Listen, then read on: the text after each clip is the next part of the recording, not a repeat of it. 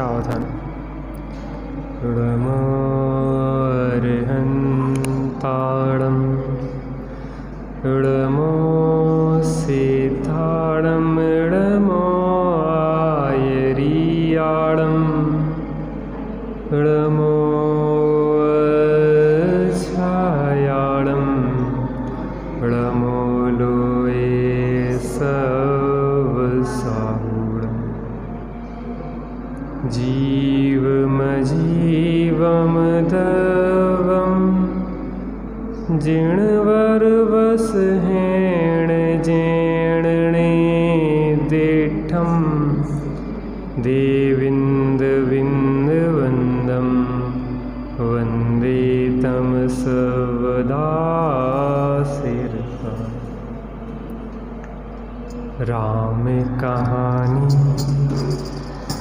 सुनो रे राम कहानी, राम कहानी सुनो रे राम कहानी। सुनत हरस आवे ओ सुनत हरस आवे बीरा की वाणी। राम कहानी सुनो रे राम कहानी, राम कहानी सुनो रे राम कहानी। श्री राम जय राम जय जय राम, श्री राम जय राम जय राम, श्री राम जय राम जय जय राम, श्री राम जय राम जय जय राम। दशरथ के राज दुलारे, कौशल्या की आंखों के तारे।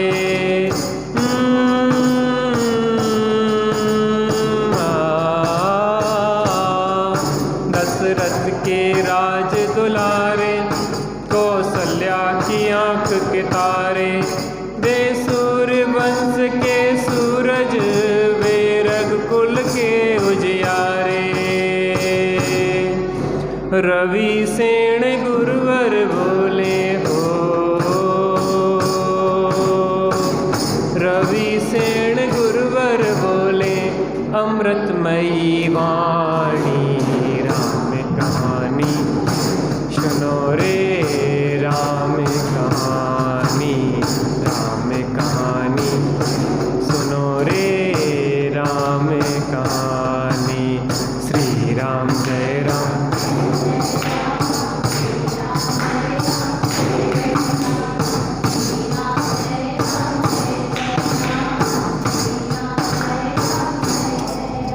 दिन भर की टेंशन अगर दूर करना है और रात भर शांति से सोना है तो कम से कम श्री नाम का नाम ले लो। समझ में आया कि नहीं आया? बातें तो अपन ने बहुत की, अब थोड़ा भगवान का नाम लेने का समय है। तो इसलिए अगर शांति से तनाव छोड़ना है, दिन भर जो भी चिकल्लस चेंचे यहाँ वहाँ की सब बातें हुई, भगवान का नाम लेने से सब शांत होने वाली है। इसलिए श्री राम जय राम जय जय राम, श्री राम जय राम जय जय राम, श्री राम जय राम जय जय राम। सग्रवर्त धनुष गह करके ले आए सीतावर के। ओ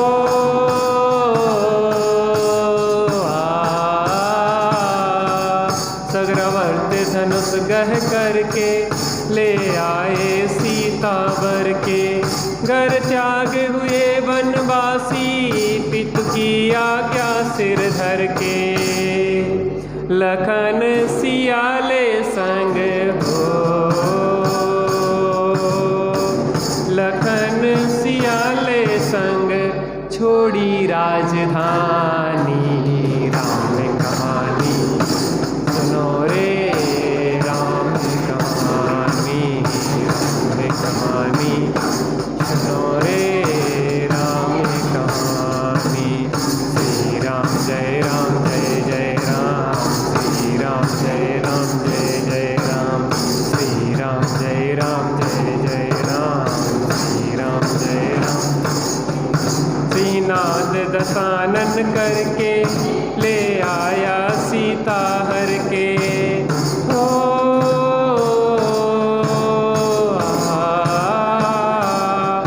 शेहनाद दशानन करके ले आया सीता हर के।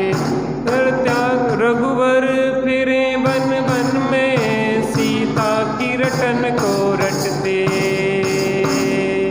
क्षमता धरी सीता ने हो,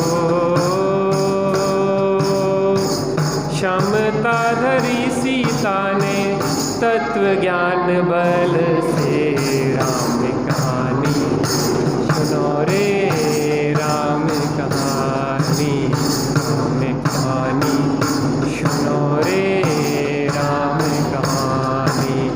श्री राम जय राम।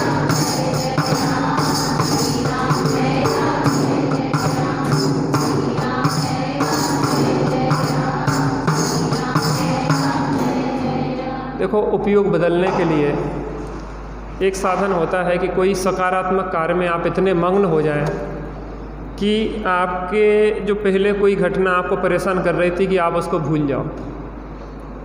अपन यहाँ पे भगवान की भक्ति में लगेंगे ना, तो पूर्व की जो विचार श्रृंखलाएं चल रही थी जिनसे कि पाप कर्मों का आश्रय बंद हो रहा था, उन श्रृंखलाओं को क्या होगा, रुक जाएगी। उसकी जगह उपयोग एक समय में एक जगह होता है, तो उपयोग पलटेगा तो पाप की जगह पुण्य बंद होने लग जाएगा। काय वांग मनः कर्म योगा स आश्रवा शुभा पुण्यस और अशुभा।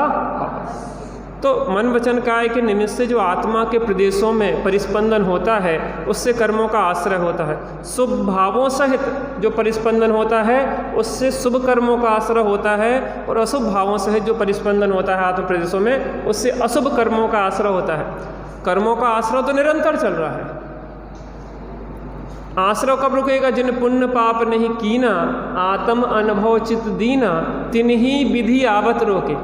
वो तो स्वरूप के आश्रय से होगा, लेकिन कम से कम जब तक स्वरूप का आश्रय नहीं लिया तो प्रशस्त अवलंबन लें जिससे कि उपयोग पलटे और पाप की जगह पुण्य का आश्रय बंद हो कम से कम। इसलिए थोड़ा सा यहाँ पे रहते हैं तो यहाँ रहने का प्रयास करें। क्या कहा? जितने समय हम यहाँ रहते हैं कम से कम उतने समय शारीरिक रूप से तो बैठे ही हैं, क्योंकि यहाँ से उठ के तो जा नहीं सकते, तो मानसिक रूप से भी क्यों नहीं बैठ जाएं। हाँ।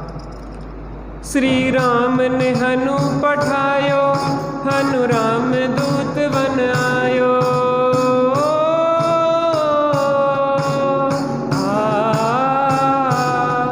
श्री राम ने हनु पठायो, हनु राम दूत बन आयो। सीता माँ की सेवा में रघुवर को संदेशो लायो, और संग लायो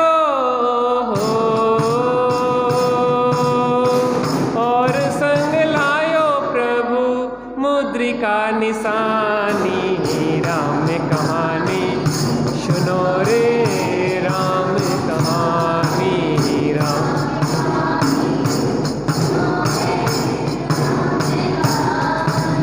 श्री राम जय राम।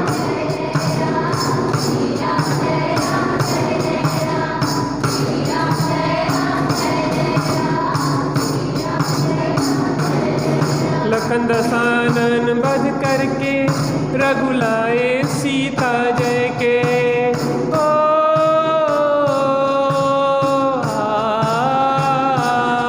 लखन दशानन वध करके रघुलाए सीता जय के।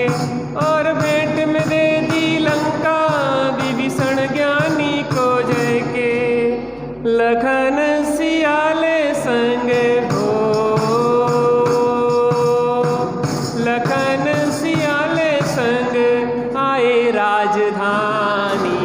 राम कहानी सुनो रे राम कहानी, राम कहानी सुनो रे राम कहानी।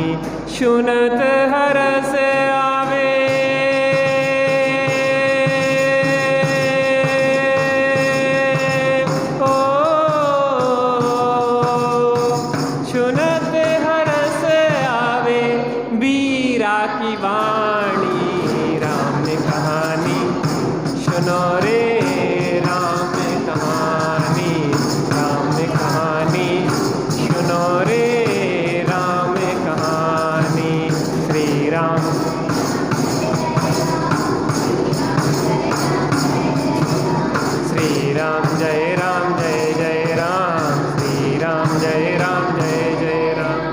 वीतरागी श्री रामचंद्र की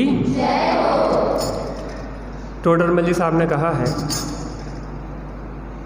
कि जो भक्ति के परिणाम हैं, हमारे भगवंतों की भक्ति के परिणाम हैं, वह क्या करते हैं,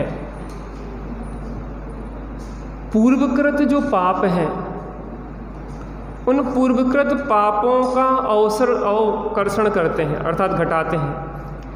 पुण्य प्रकृतियों का उत्कर्षण होता है और उससे संक्रमण भी होते हैं। पूर्वकृत पाप का उदय हो वो पुण्य में भी बदल जाता है और पाप का उदय घटता है और पुण्य का उदय बढ़ता है। इसलिए देखो, आपने सर्कस देखा होगा, सर्कस में झूले पे खेल दिखाते हैं, खेल दिखाने वाले झूले पे दिखाते हैं। सर्कस हम देखने जाते हैं तो हम उन कलाकारों का खेल झूले पे जो झूलते हैं, यहाँ से वहाँ आते हैं, इससे वहाँ लटकते हैं, हम खेल देखने जाते कि नहीं जाते। लेकिन एक नीचे जाल भी बिछा होता है।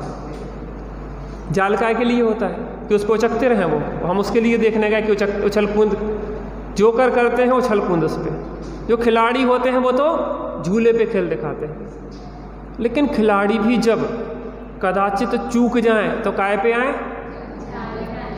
जाल पे आए, क्योंकि जाल न लगा हो तो ज़मीन पे गिर के मौत हो जाएगी, इतनी ऊंचाई पे होती है हाइट उसकी। ऐसे ही सबसे अच्छा तो है कि हम स्वरूप में रहें, निर्विकल्प स्वासंवेदन आनंद को प्राप्त करें। स्वरूप में न रहा जाए तो कम से कम देव सद्गुरु के निकट रहें। कहाँ रहें? देव सद्गुरु के निकट रहें।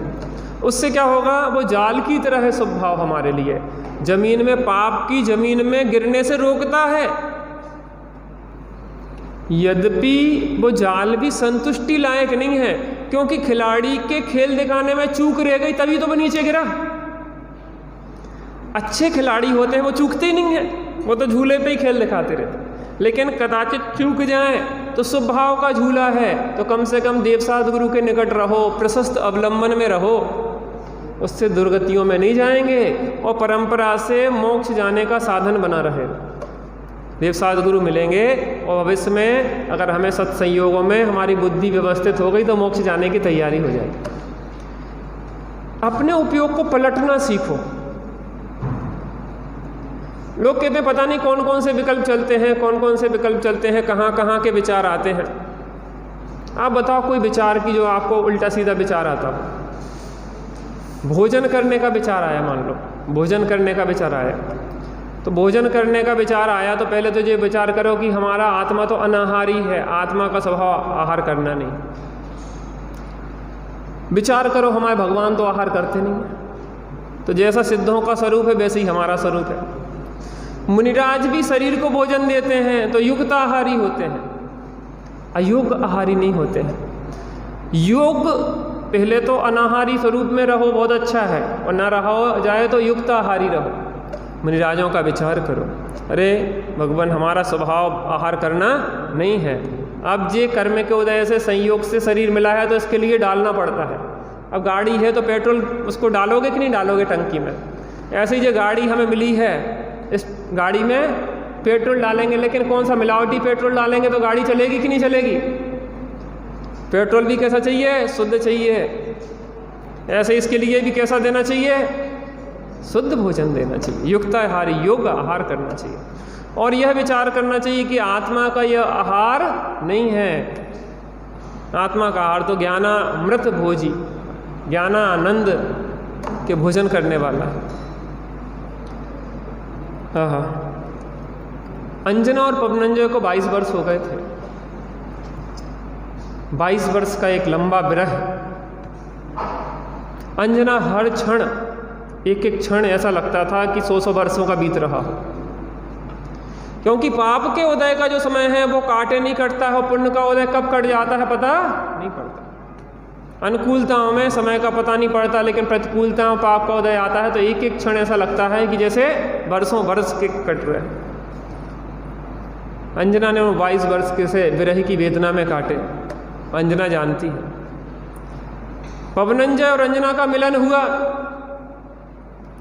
तो वह विरह की वेदना भूल गई उस आनंद में। अनादिकाल का जो हमारा विरह चल रहा है अपने स्वरूप से, उसके कारण परिणति निरंतर छिटपटा रही है।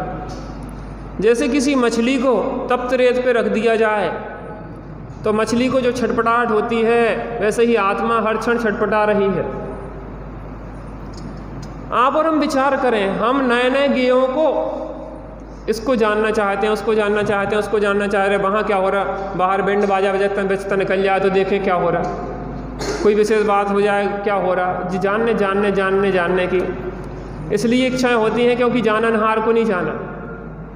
अतृप्त वासनाएं जो है निरंतर बहिर्मुखी करे रहती हमें। सीता के हृदय में राम बसे थे तो नज़र उठा के देखने की इच्छा नहीं हुई कि रावण लगता कैसा होगा, एक बार देख तो ले। क्यों? जो अपने राम में तृप्त है वो रावण की ओर क्यों देखेगा?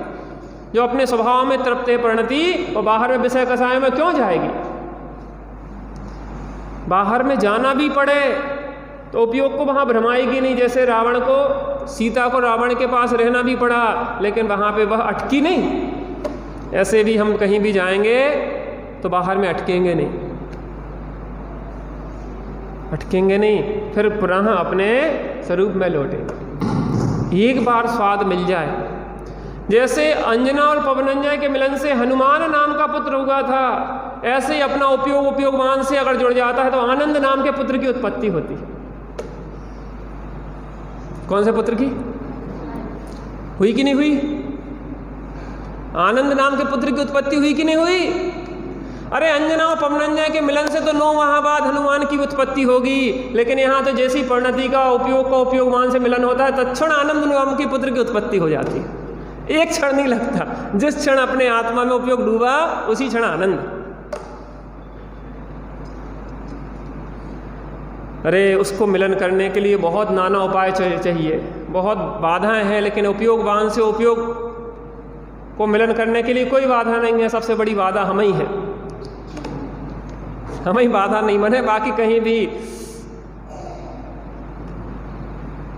मानतुंग स्वामी को 48 तालों के भीतर बंद कर दिया तो आत्मा के अनुभव में बाधा हुई होगी ना।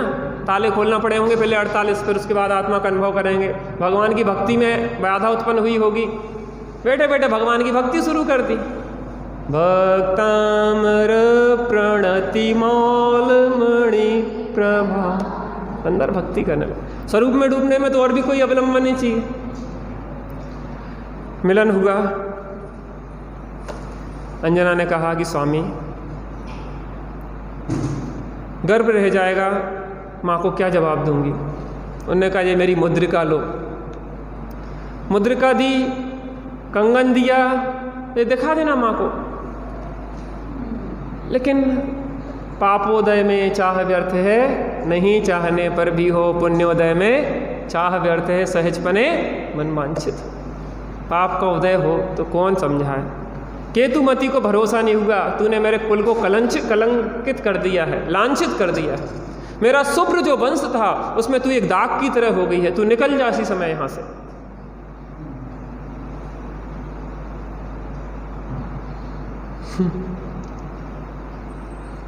क्या करें, उदय अपना है, केतुमती की कोई गलती नहीं। हे प्रभु चरणों में तेरे आ गए भावना अपनी का फल हम पा गए। छंद क्रमांक 40 से 84 नंबर पेज है, आ गया। सखी सहित तू निकल वास कर मातृ भवन में, रहना तेरा पाप रूप है पुर उपवन में। रथ में उसको बिठा नगर से किया रवाना, सो खाई शपथ किंतु नहीं उसने माना। तो निकल जाए यहाँ से, कुल को कलंकित करने वाली, मेरे शुभ्र कुल को तूने कलंकित कर दिया है, निकल यहाँ सखी सहित अपनी, यहाँ तेरे लिए कोई स्थान नहीं है। इस घर में स्थान है न इस उपवन में स्थान है, यहाँ कहीं भी तू नहीं रह सकती। और रथ पे बिठाला सारथी को, जा और छोड़ के इसके माता पिता के यहाँ आ और के आना कि इसने कुल को कलंकित कर दिया है। और घर तक नहीं जाना रथ लेके, वहीं घर के निकट जंगल में छोड़ के आ जाना और के आना वहाँ पे कि इसने क्या किया है कृत्य। पिता नगर के निकट छोड़ कर बोला किंकर, पराधीनता विवश कर रहा मैं यह दुष्कर। मान सामनी बचन छोड़ता हूँ इस वन में, होता है विकराल कष्ट पर मेरे मन में। पिता के नगर के निकट छोड़कर वह जो उनका किंकर था, जो उनका नौकर था सेठानी का, उसने कहा कि मैं पराधीन हूँ। एक प्रसंग और अभी आने वाला है कृतांत वक्र सेनापति का। जब राजा राम ने आज्ञा दी कि जा कृतांत वक्र सीता को गहन जंगल में छोड़ के आना, और काय के बहाने से, तीर्थ यात्रा के बहाने से। कृतांत वक्र कहने लगा, मुझे माता आज इतना क्षोभ हो रहा है कि नौकरी क्या कहलाती है मुझे आज ये समझ में आता है।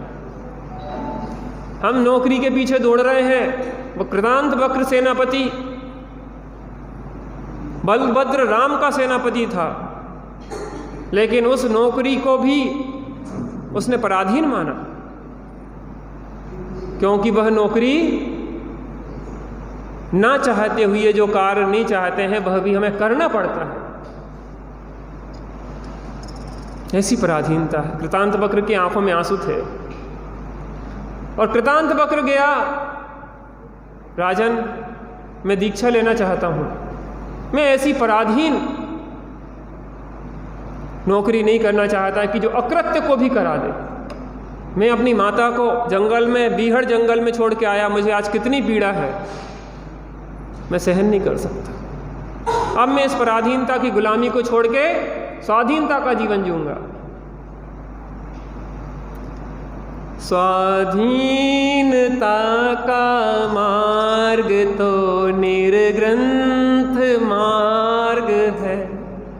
कैसा मार्ग है, कैसा आनंद है स्वाधीनता के मार्ग। व्यक्ति उलझ जाते हैं कहीं ना कहीं। हम भी अनंत बार मुनि दशा धारण करके कल्याण क्यों नहीं कर पाए? क्योंकि हम उलझ गए। उलझ जाता है कहीं ना कहीं। कार्य अपना कल्याण का करने आए थे, जगत कल्याण में लग गए। अरे तू कल्याण अपना कर ले, तेरे तो देखने मात्र से जगत का कल्याण हो जाएगा, जगत निहाल हो जाएगा। उपदेश की क्या जरूरत? मुनिराजों का जीवन ही उपदेश होता है। उनकी शांत मुद्रा, उनका वैराग, उनका अपरिग्रहत्व, अहिंसा, सत्य, अचोर, ब्रह्मचर्य, जो सब उनका जीवन बोलता है। उन्हें बोलने की क्या जरूरत है? सहज जीवन है। उन्होंने कहा, स्वामिनी मैं पराधीन हूँ, मैं नौकर हूँ। किन शब्दों में कहूँ अपनी पराधीनता को? सेठानी ने मुझसे जो आदेश किया है मैं उसका पालन कर रहा हूँ। क्षमा करो तुम मुझे, पूर्व कृत का है यह फल। कीजे प्रभु का ध्यान चित्त में अपने पल पल।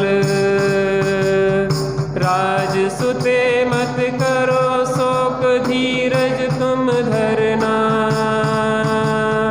दुख से होकर व्यथित घात मत अपना करना।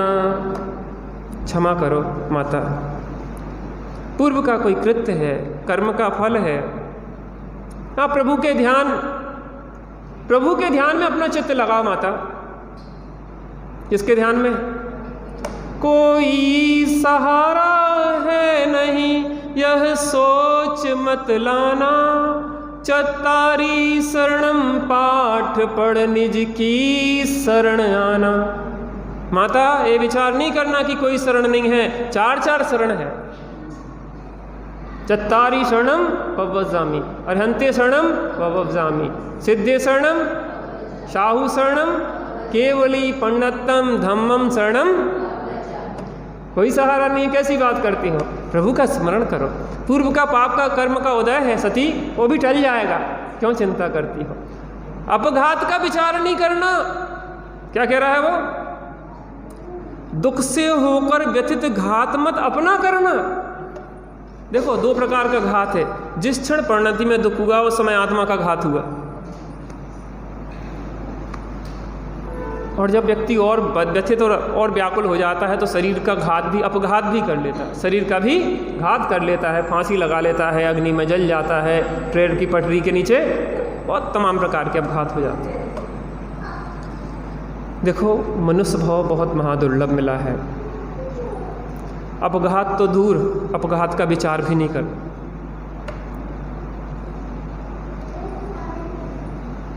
जनाज्ञा हो शीस पर नित हमारे, समाधान हो ज्ञानमय सुखकारी।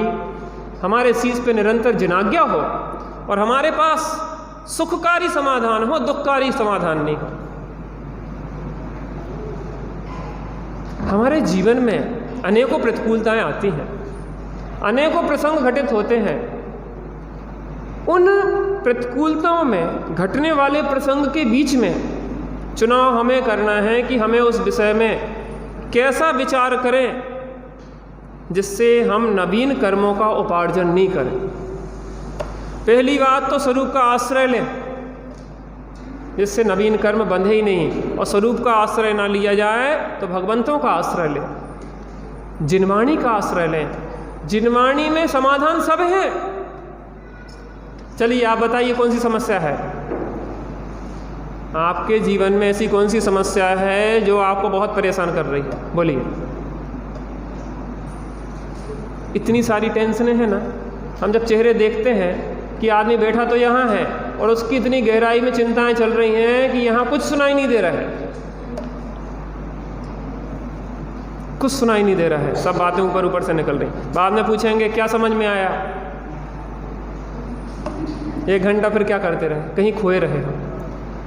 विकल्पों का इतना जाल चलता रहता है, इतना जाल चलता रहता है कि वो विकल्पों के जाल में उलझा हुआ आत्मा निरंतर आर्त रोदर ध्यान करके दुखी होता रहता है। आप समस्या को लिखिए। हमारे शशांक भैया करते हैं, कोई समस्या आई तो उसको लिखते, फिर उसके विषय में क्या क्या विचार हो सकते हैं उसके नाना बिंदुओं को लिखते, उन बिंदुओं पे फिर विचार करते कि इसमें समस्या है क्या आखिर। वो पता पड़ता है कि खोदा पहाड़ और निकली चुईया, और चुईया भी नहीं निकलती, कोई समस्या है ही नहीं। व्यर्थ के विकल्प कर करके ऐसा होगा तो क्या होगा, वैसा होगा तो क्या होगा, फेल हो जाएंगे तो क्या होगा, ऐसा हो जाए, मर जाएंगे। थोड़ी सी एक फुड़िया हो गई, कहीं जे बोनी हो गई हो, गांठ, कैंसर नहीं हो गया हो, कैंसर होगा तो क्या होगा, फुड़िया से कैंसर बना लिया, कैंसर से कीमो हो गया, कीमो से मर गए, पता पड़ेगी टेंशन में। इतनी छोटी छोटी बातें, लोगों को रात रात भर नींद नहीं आती। बिटिया का क्या होगा, क्या होगा बिटिया को, क्या होगा बिटिया का? है बिटिया अपना भाग्य लेके नहीं आई, भगवान के ज्ञान में नहीं आया कि इसका विवाह किस क्षण में कहाँ कैसे कैसा होना है। तुम करता हो किसी के, क्या होगा? अरे हमारा तो कोई लड़का ही नहीं है, कौन सेवा करेगा? क्या भगवान के ज्ञान में नहीं आया है कि क्या होने योग्य है? सब नक्की है। जिनके बहुत सारे 4-4, 6-6, 10-10 पुत्र हों और नहीं होना होगा हृदय अच्छा तो उनकी सेवा नहीं होती है, और जिनकी सेवा होना है कोई भी ना हो तो भी गैर लोग इतनी सेवा करते हैं कि लोग देखने वाले मिलते। बाबू भाई स्वामी जी के साथ जो थे, उनका भतीजा या कोई रिश्तेदार था, उसने इतनी सेवा की थी, आज भी आदर्श है। अरे हमारे सब अपने हैं और कोई अपना नहीं है। हमें कोई तकलीफ होगी तो क्या आप हमारे साथ नहीं रहेंगे? और आपको तकलीफ होगी तो क्या हम छोड़ के चले जाएंगे? साधर्मी वात्सल्य की वैसी सुन रहे हैं हम।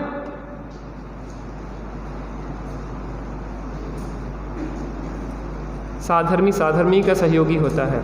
अरे मोही तो अस्पताल में डाल देंगे, वेंटिलेटर पे डाल देंगे, कोई देखने वाला नहीं है। लेकिन ये साधर्मी छोड़ेगा नहीं कहीं भी। आपकी समाधि समता भाव पूर्वक समाधि करवाएगा। विश्वास तो रखो, क्यों चिंता करते हो। हाँ, देख आपकी दशा कष्ट होता है भारी, क्या दुख के ही लिए जन्म धरती है नारी। छोड़ गया सहाय विपिन में उसको अनुचर, आई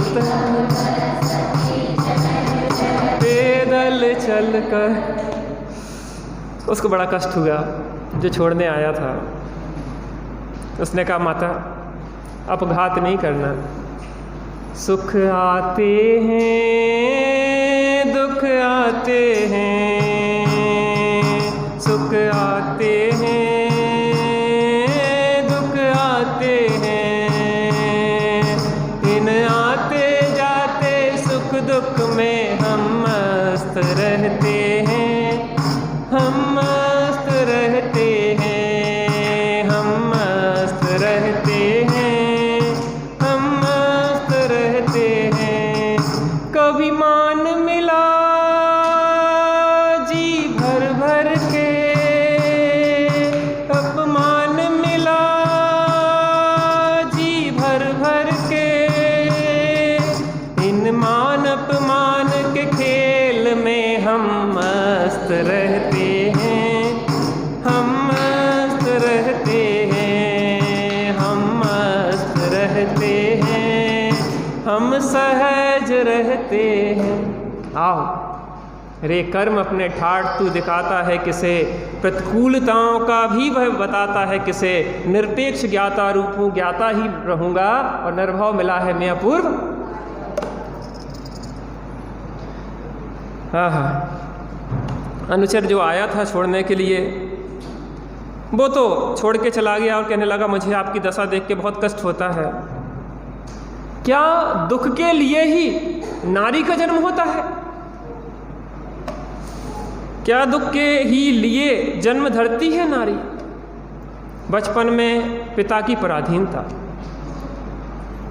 जवानी में पति की पराधीनता और बुढ़ापे में बच्चों की पराधीनता। क्या ऐसा है? नहीं, आत्मा तो सदा स्वाधीन है।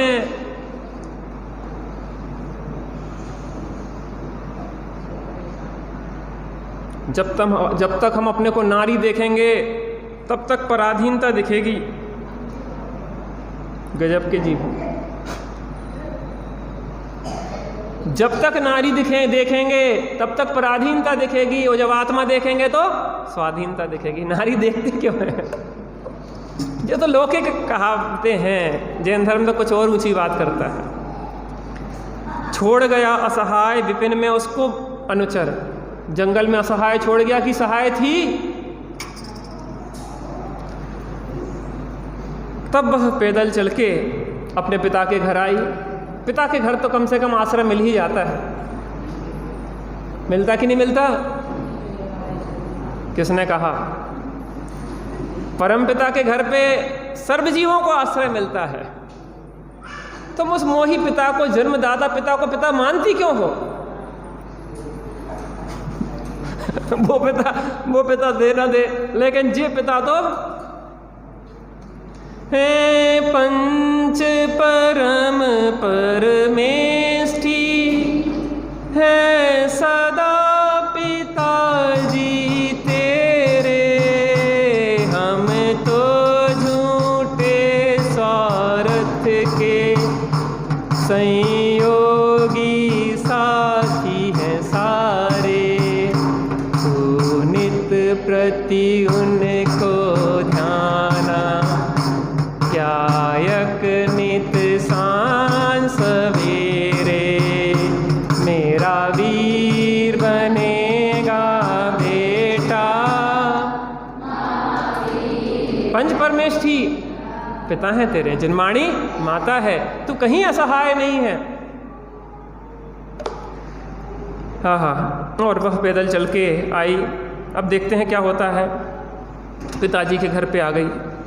सुन सारा वृत्तांत हुआ नृप लज्जित भारी, खोल उठा सक्रोध नहीं वह सुता हमारी। सखी सहित इस समय द्वार से इसे निकालो,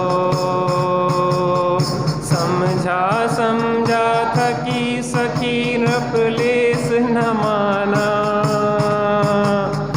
जननी ने भी उचित न समझा उसे बसाना। देता था देकार उसे सारा ही परिजन, जान सका नहीं कोई मनुज उसका पावन मन। मिला नहीं जब उसे पिता के घर ही आश्रय, दे सकता लंबन निर्भय। सबने ही पाषाण हृदय हो उसे विसारा।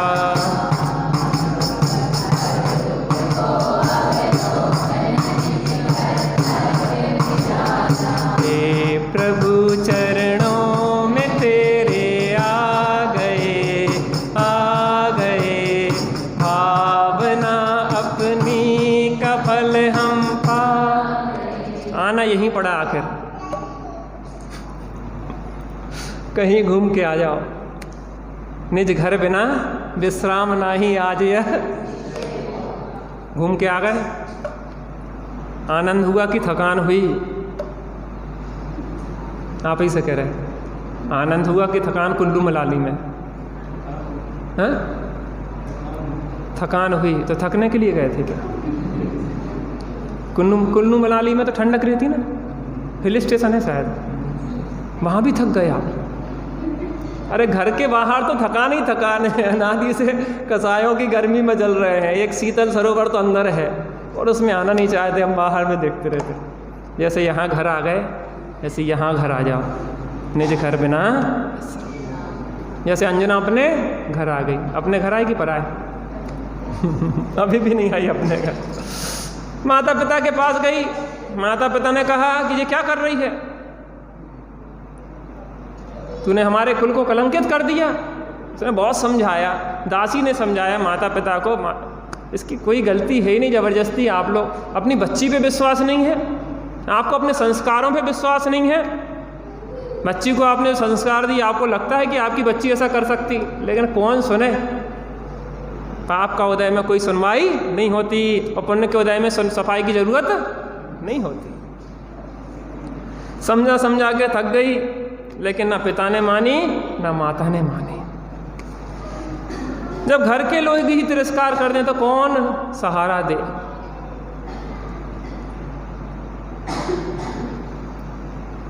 दोनों सखी और अंजना, अब कोई सहारा नहीं था। निर्जन वन की ओर निकल गई। पंच नमस्कार मंत्र का स्मरण कर रही थी। णमो अर्हन्ताणम णमो सिद्धाणम णमो आयर्याणम णमो अछायाणम णमो लोये सब साऊणम। कहते हुए समता धारेंगे हम, जिंधरम जिंधरम हमने समझा मरम, इसकी रक्षा। सत्संग भैया को सुनने आए हैं आप लोग। अब मेरा वो चैप्टर पूरा नहीं हो रहा था, इसलिए मैंने 2-5 मिनट ज़्यादा ले लिया। चलिए अब अपन क्या चैप्टर चल रहा था अपना? साधर्मी वात्सल। साधर्मी वात्सल हृदय में सदा बहे। साधर्मी वात्सल के ऊपर बहुत अच्छी चर्चा हमें प्राप्त हो रही है। हम लोग एकाग्रता से ध्यान से सुने और अपने जीवन में साधर्मी वात्सल को प्रयोग में ले आइए सत्संग भी।